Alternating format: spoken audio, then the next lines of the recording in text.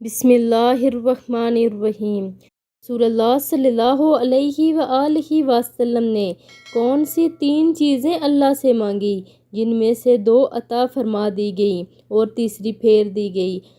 حضرت معاذ بن جبل رضی اللہ تعالیٰ عنہ فرماتے ہیں کہ رسول اللہ صلی اللہ علیہ وآلہ وسلم نے ایک روز طویل نماز پڑھائی۔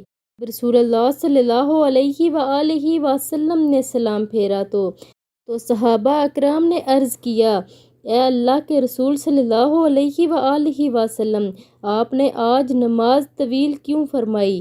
میں نے رغبت اور ڈر کی نماز ادا کی۔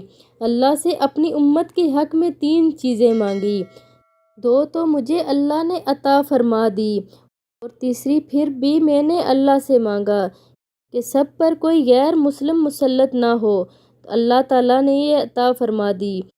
اور اللہ تعالیٰ سے یہ مانگا تھا کہ میری تمام امت ڈوب کر ہلاک نہ ہو، اللہ تعالیٰ نے یہ بھی مجھے عطا فرما دی۔